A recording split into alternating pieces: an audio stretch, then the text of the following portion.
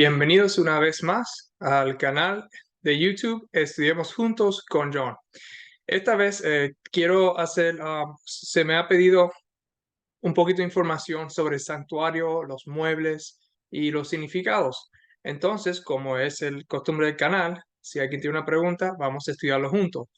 En este caso, vamos a hacer un estudio básico del santuario, los muebles y lo que significa y lo que traiga. No vamos a ir muy profundo, vamos a hacerlo bien corto para este estudio. Si están interesados en el futuro para algo más profundo, déjenme saber en los comentarios y podremos entrar más profundo en los detalles. Vamos primero a empezar con una oración. Gracias por esta oportunidad que tú nos has dado. Gracias por este sábado que estamos hoy. Te pido que tú me ayudes a poder compartir este estudio pequeño, básico sobre el santuario, que pueda ser bendición no solamente para mí como lo fue, pero también para los que lo van a ver en el futuro. Te damos gracias por todo esto en el nombre de Jesús. Amén. Entonces, como dije, vamos a empezar. Déjame preparar la pantalla aquí para poder eh, presentar aquí lo del santuario. Pero antes de empezar del santuario, lo que quisiera hacerles una pregunta, especialmente porque como esto tiene que ver con el santuario, la persona que me preguntó es adventista del séptimo día. En el estudio vamos a tener un poquito del espíritu de profecía, además, más como un comentario, además de los versículos que vamos a tener. Ya que estamos entrando en el mes de octubre, ¿qué importancia tiene el santuario para nosotros? Si recordamos, en el 22 de octubre de 1844, que son 179 años atrás, ocurrió un gran acontecimiento en el ámbito espiritual. Si recuerda, nosotros reconocemos que Jesús, como estaba predicho en la profecía, pasó del lugar santo al lugar santísimo en el santuario celestial. Nuestro sumo sacerdote, que es Jesús, él entró en la etapa final del plan de redención. Vamos a poner aquí la pantalla para ver el santuario. Entró en la etapa final del plan de redención y está ahí ahora mismo ministrando por nosotros. Para comprender mejor esto, sería una buena idea de tener una comprensión básica del sistema de santuario que Dios nos dio. Y con eso quiero empezar esta introducción a este estudio con una cita de una señora que se llama Ellen G. White, que escribió en Deseo de todas las gentes 182.2, y esa cita va así. Dice, en toda página, sea de historia, preceptos o profecías, las escrituras del Antiguo Testamento irradian la gloria del Hijo de Dios, por cuanto era de institución divina que todo el sistema del judaísmo era una profecía compacta del Evangelio. Como dije, eso está en Deseo de todas las gentes, capítulo 182.2. Entonces, como un ejemplo de esto, de todo este sistema del judaísmo, que es una profecía compacta del Evangelio, nosotros podemos ver esto en la construcción del tabernáculo, que fue dado a Moisés para que se haga de acuerdo con el modelo que se le mostró. Vemos en Éxodo 25, versículo 9, nos dice que conforme a todo lo que yo te muestre, el diseño del tabernáculo y el diseño de todos sus utensilios, así lo haréis. Y alzarás el tabernáculo conforme al modelo que te fue mostrado en el monte. Éxodo 26, versículo 30. Y en Hechos, en el Nuevo Testamento, vemos en capítulo 7, versículo 44, que nos dice, tuvieron nuestros padres el tabernáculo del testimonio en el desierto, como había ordenado Dios cuando dijo a Moisés que lo hiciese conforme al modelo que había visto. Este tabernáculo fue hecho según el modelo que se le mostró a Moisés que estaba en el cielo. ¿Y de qué era una copia este tabernáculo terrenal? La misma Biblia nos dice que es el ministro del santuario y de aquel verdadero tabernáculo que levantó el Señor y no el hombre, los cuales sirven a lo que es figura y sombra de las cosas celestiales, como se les advirtió a Moisés cuando iba a erigir el tabernáculo, diciéndole, mira, haz todas las cosas conforme al modelo que se te ha mostrado en el monte. Esto se encuentra en Hebreos capítulo 8, versículos 2 y 5. En Hebreos capítulo 9, versículo 11 dice, pero estando ya presente Cristo, sumo sacerdote de los bienes venideros, por el más amplio y más perfecto tabernáculo, no hecho de manos, es decir, no de esta creación. Y unos versículos después, en el versículo 24, porque no entró Cristo en el santuario hecho de mano, figura del verdadero, sino en el cielo mismo, para presentarse ahora por nosotros ante Dios. Y terminamos con Apocalipsis, capítulos 15, versículo 5, hablando de este tabernáculo que está en el cielo. En la visión, Juan nos dice, después de estas cosas miré, y aquí fue abierto en el cielo el templo del tabernáculo del testimonio. Empezando de afuera de este tabernáculo, este sistema, nosotros vemos lo siguiente. En el patio estaba el altar de los sacrificios, y aquí es donde se hacía el sacrificio. El cordero representa a Jesús, que se sacrificaba, y Jesús era el sacrificio eterno. En el Éxodo capítulo 27, versículo 1, nos habla sobre este altar, que nos dice, harás también un altar de madera de acacia. Y en Juan capítulo 1, versículo 29, nos dice, el siguiente día vio Juan a Jesús que venía a él, y dijo, he aquí el Cordero de Dios que quita el pecado del mundo. Luego nosotros tenemos la fuente de bronce. Era una gran fuente con agua. Y aquí es donde los sacerdotes se lavaban las manos y los pies antes de ofrecer un sacrificio o entrar al santuario. Hacían estos antes de entrar al tabernáculo de reunión o cuando iban al altar para ministrar. El lavamiento simbolizaba la limpieza del pecado. Era la manera de ser puro antes de ir a la presencia de Dios. En Éxodo capítulo 30, versículo 17 al 21, nos dice, habló más Jehová a Moisés diciendo, harás también una fuente de bronce con sus bases de bronce para lavar y la colocarás entre el tabernáculo de reunión y el altar y pondrás en ella agua y de ella se lavarán Aarón y sus hijos las manos y los pies. Cuando entren en el tabernáculo de reunión, se lavarán con agua para que no mueran. Y cuando se acerquen al altar para ministrar, para quemar la ofrenda encendida para Jehová, se lavarán las manos y los pies para que no mueran. Y lo tendrán por estatuto perpetuo, él y su descendencia por sus generaciones. En Hebreos capítulo 10, versículo 22, hablando más sobre esto, nos dice, acerquémonos con corazón sincero, en plena certidumbre de fe, purificados los corazones de mala conciencia y lavados los cuerpos con agua pura. También puede representar esta fuente de agua, puede representar el cielo, en cual vemos la fuente de bronce, porque lo vemos entre el altar de sacrificio y lo vemos en el medio del primer velo, cuál es la cortina del tabernáculo.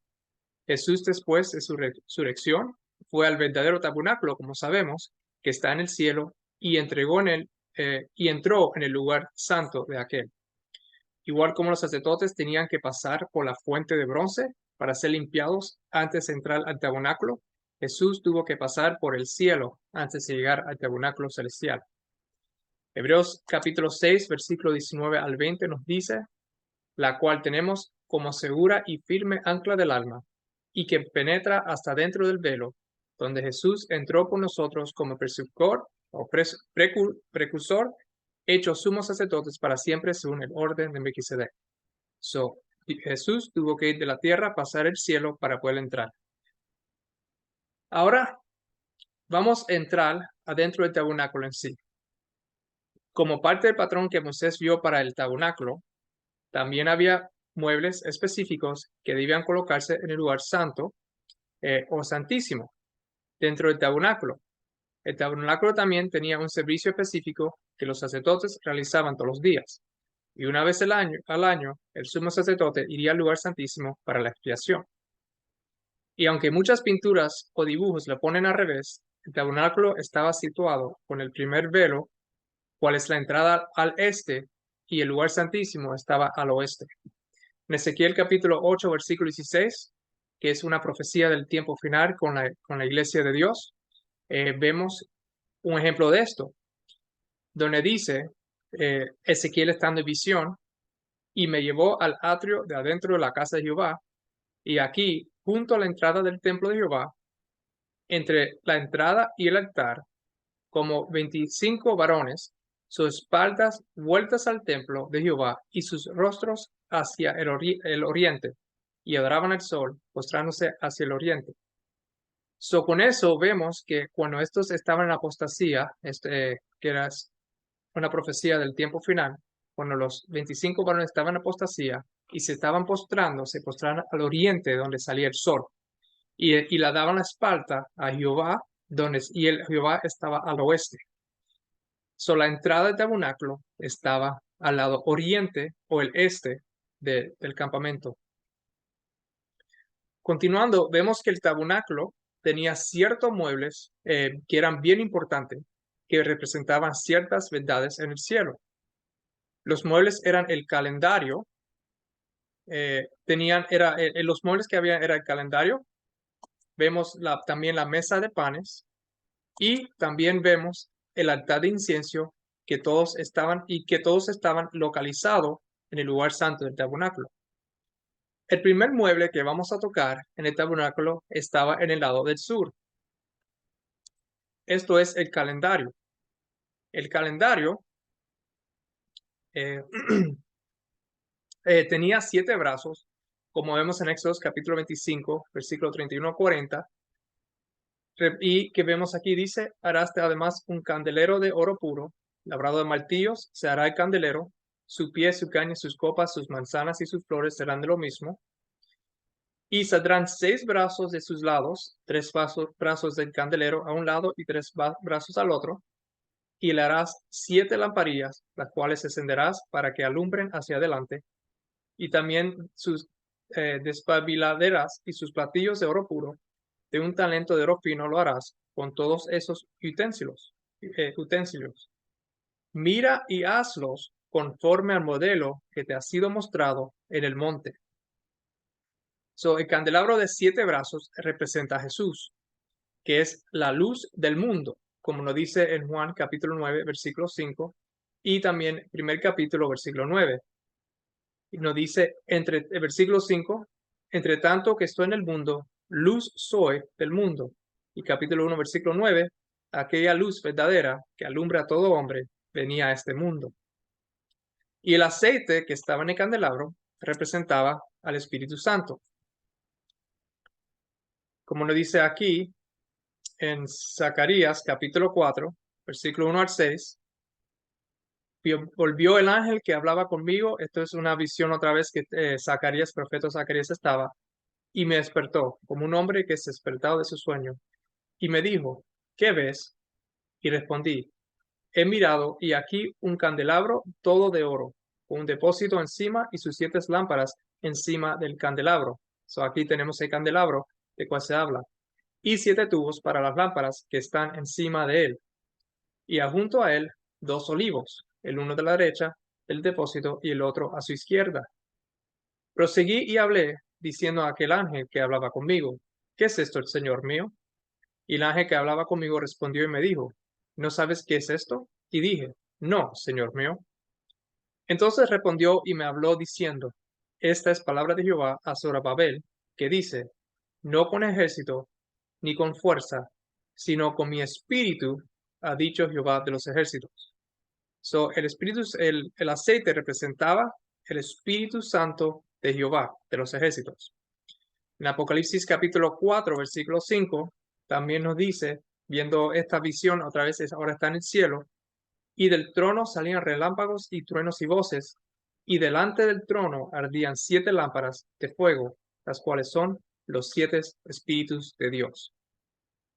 Las lámparas representan que están delante del trono, y ahora cuando lleguemos un poquito más tarde vamos a ver que el trono de Dios está en el norte, que está al otro lado del candelabro. Lo que salía de las lámparas eran los 7, por lo que vemos ahí, son los 7 espíritus de Dios, o el Espíritu Santo de Dios.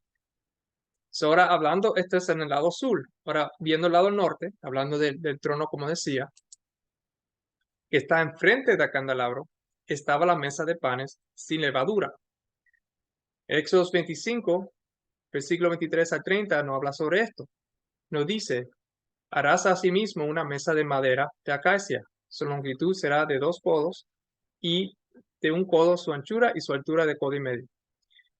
Y la cubrirás de oro puro y le harás una cornisa de oro alrededor. Le harás también una moldura alrededor de 1 palmo menor de anchura y harás a la madura una cornisa de oro alrededor. Harás también sus platos, sus cucharas, sus cubiertas y sus tazones con que se libara de oro fino los harás. Y pondrás sobre la mesa el pan de la proposición delante de mí continuamente. El pan no solamente representa a Jesús, como vemos aquí en Juan capítulo 6, versículo 51. Yo soy el pan vivo que desciendo del cielo. Si alguno comiere de este pan, vivirá para siempre. Y el pan que yo daré es mi carne, la cual yo daré por la vida del mundo.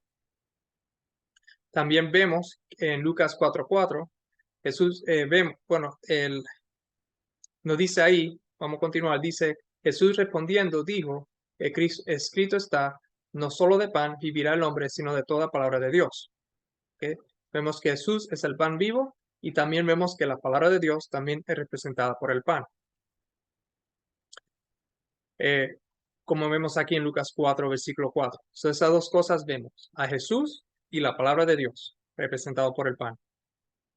Esta mesa, ¿verdad? Tenía 2 cornisas, que se ve aquí. Cuando se leyó, dice, le harás una cornisa de oro alrededor, y el próximo versículo nos dice, el versículo 24 y el versículo 25, le harás también una moldura alrededor de 1 palmo menor de una anchura y harás la moldura, una cornisa de oro alrededor. So, hay 2 cornisas de oro, y si ven en la foto que está ahí atrás como el fondo, se puede ver que más o menos que hay 2 diferentes cornisas.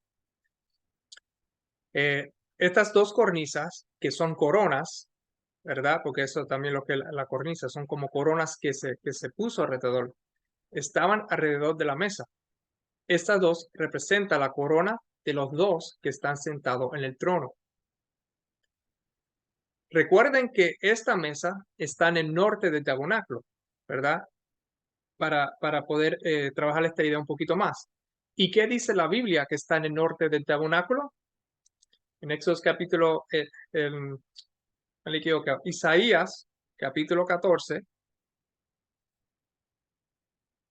Isaías capítulo 14, vemos entre versículos 2 y 14, no habla sobre lo que sucedió en el cielo, y vemos lo que dice, ¿cómo caíste del cielo, oh lucero, hijo de la mañana? Cortado fuiste por tierra, tú que debilitabas a las naciones, tú que decías en tu corazón, subiré al cielo en lo alto, junto a las estrellas de Dios. Levantaré mi trono y en el nombre del testimonio me sentaré a los lados del norte. Sobre las alturas de las nubes subiré y seré semejante al Altísimo. Nosotros vemos, regresando para atrás a la mesa de los panes, vemos que esta mesa con 2 coronas representa el trono de Dios. ¿Ok? Y vemos aquí que está en el lado norte, como Lucifer también quería estar. ¿Y por qué hay 2 columnas de 6 panes? Sería porque como vemos que hay 6 panes, 2 columnas, porque hay 2 columnas de 6 panes, y qué es lo que representan estas 2 columnas de 6 panes. Cuando nosotros vamos al hebreo, mira, aquí en Éxodo 26:35, que casi se me pasa para añadir esta idea, nos dice, y pondrás la mesa fuera del velo, hablando de la mesa de panes, y el candelero enfrente de la mesa, como en el sur, ya como se estaba diciendo, al lado sur del tabernáculo, y pondrás la mesa al lado del norte. ¿Dónde fue que Lucifer quería poner su trono? Al lado del norte.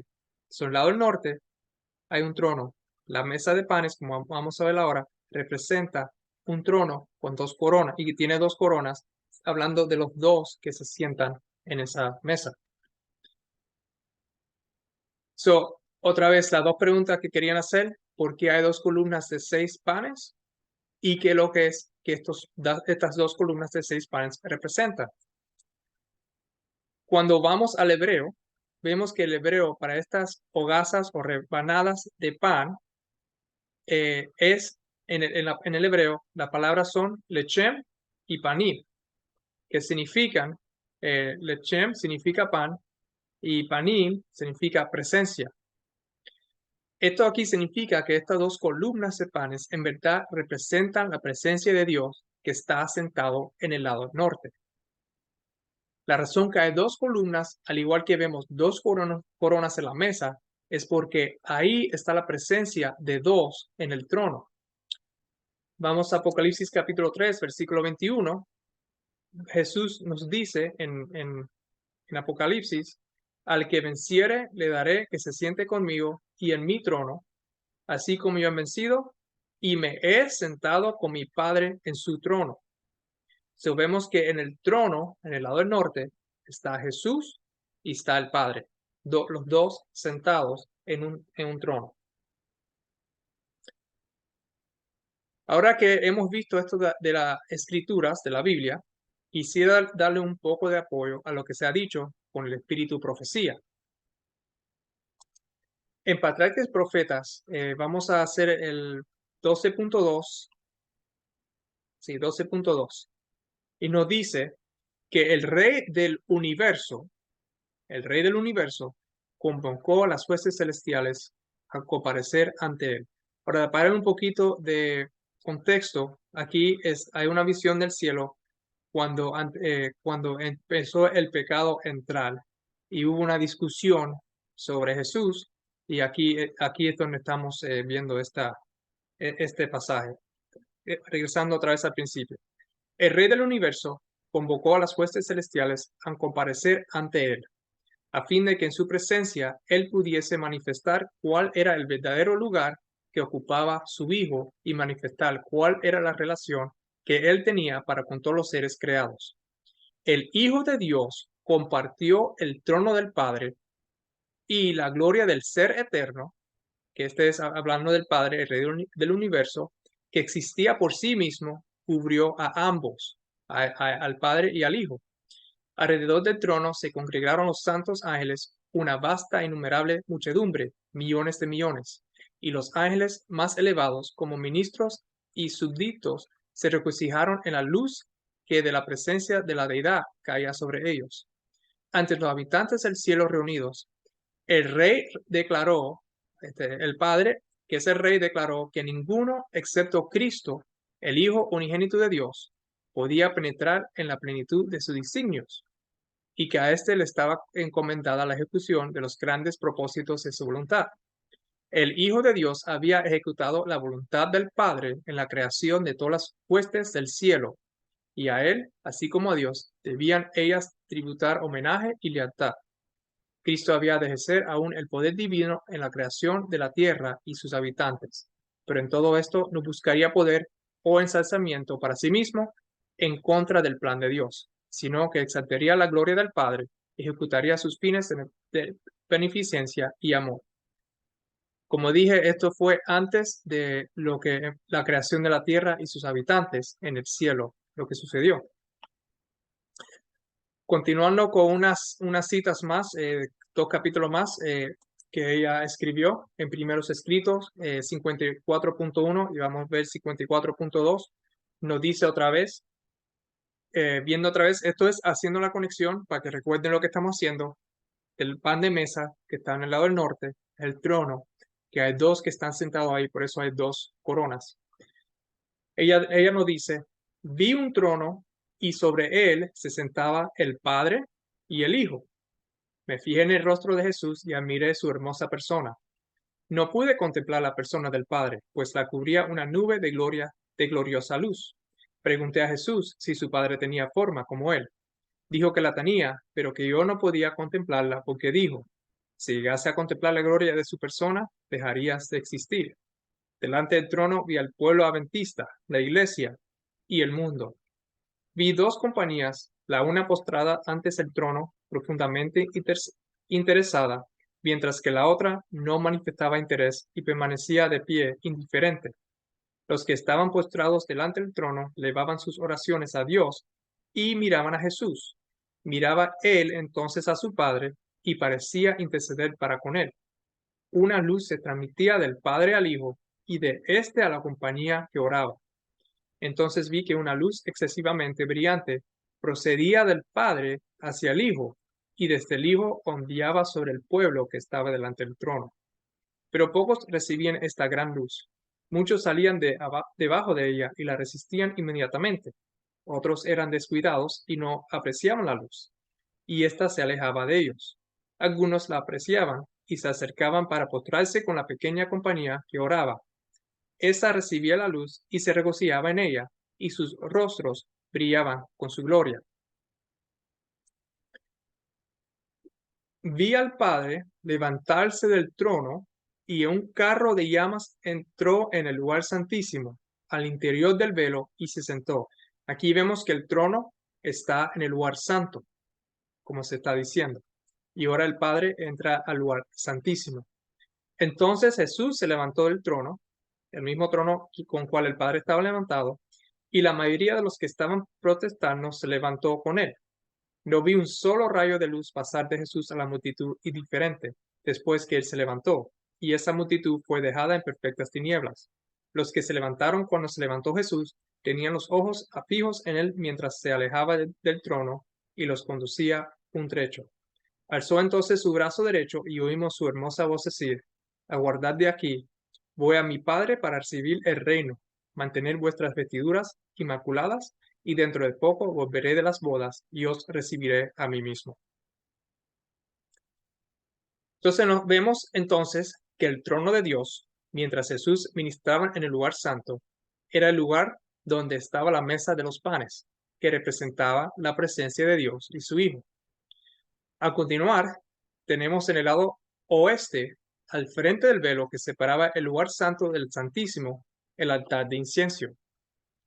El altar de incienso, como dice aquí en Éxodo capítulo 30, versículos 7 y 8, que nos dice: y Aarón quemará incienso aromático sobre él cada mañana, cuando aliste las lámparas lo quemará, y cuando Aarón encienda las lámparas al anochecer, quemará el incienso, rito perpetuo delante de Jehová por vuestras generaciones.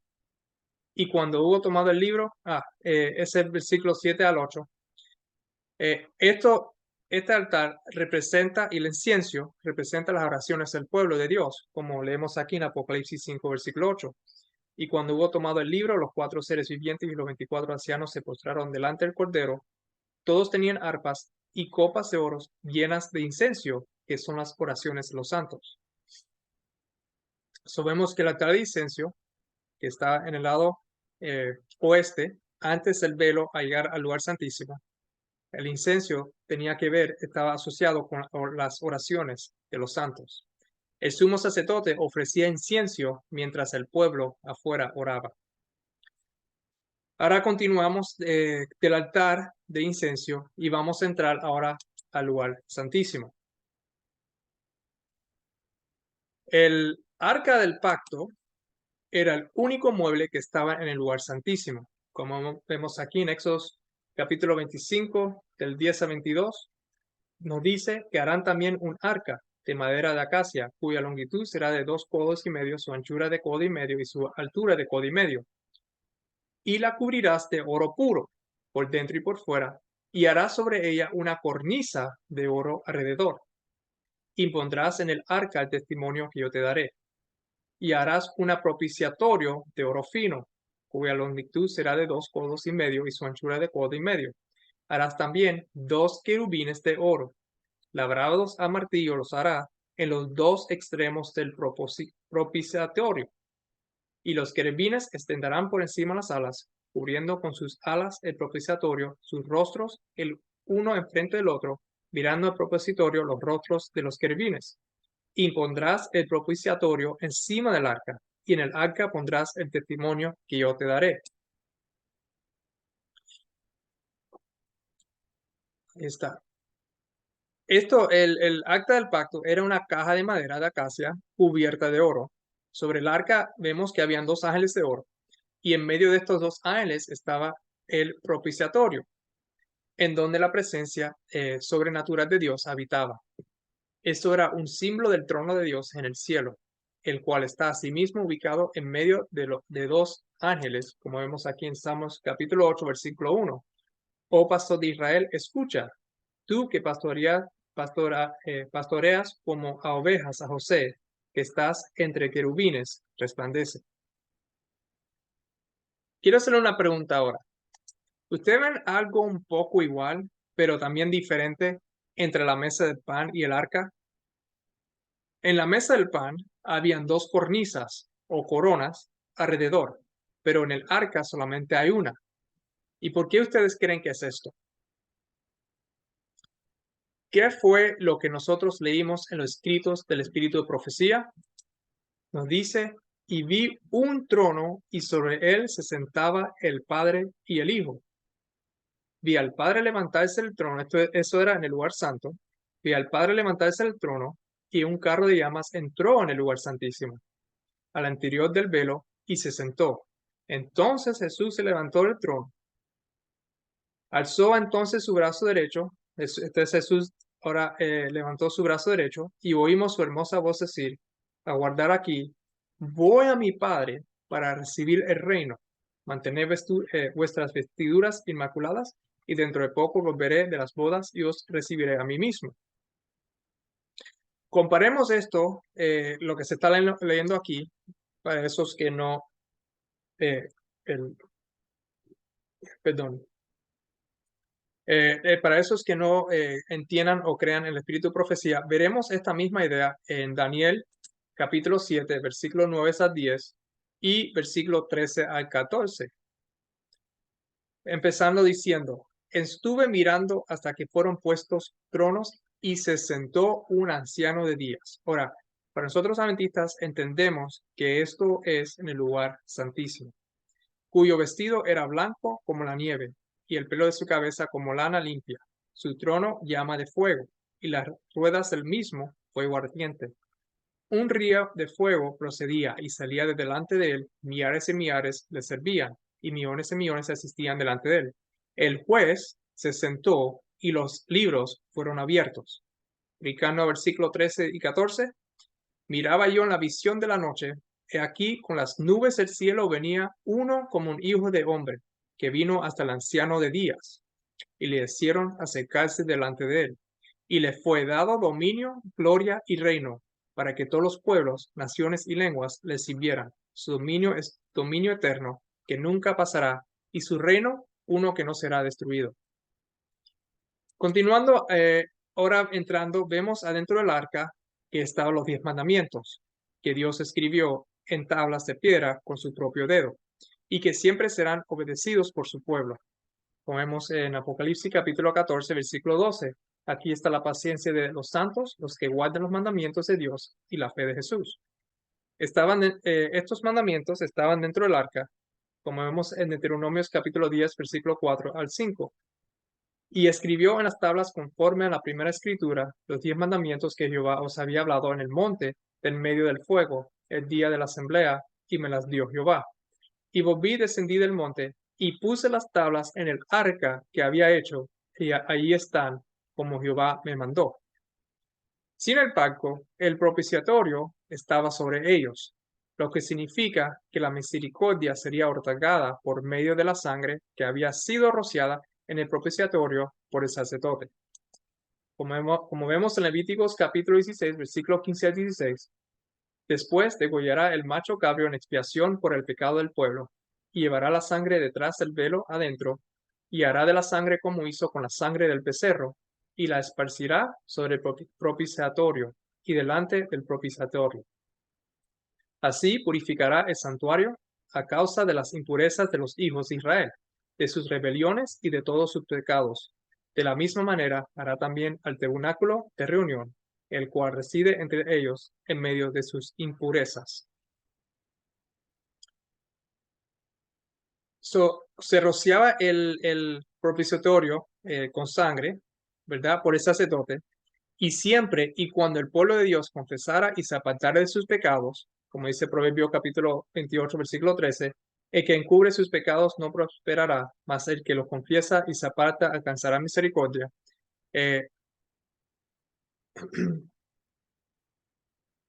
Esto tenía que ver con esa sangre que se echaba por medio de la sangre de Jesús. La sangre del animal, en este caso, representa la sangre de Jesús que fue derramada por nosotros para concedernos el perdón por nuestros pecados.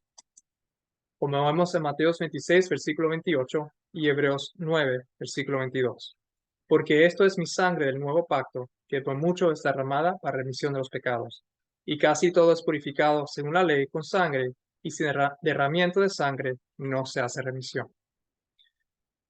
Aquí tenemos el terminal de los muebles que estaban afuera, el altar de sacrificio, el incienso.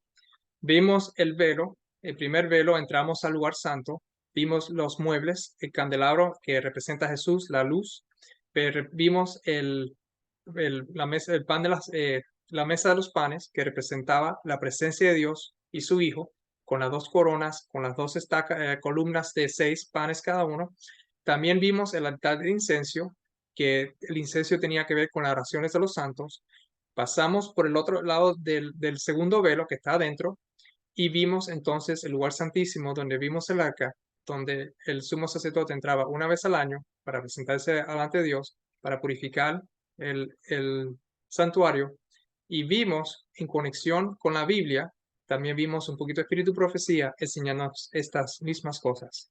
Si están más interesados en tener más información o tienen curiosidad de otras cosas en esta presentación, por favor déjenme un comentario y podremos verlos en el próximo video. Gracias por su atención y tengan un bendecido sábado, una semana, y cuando lo vean, los veo la próxima vez.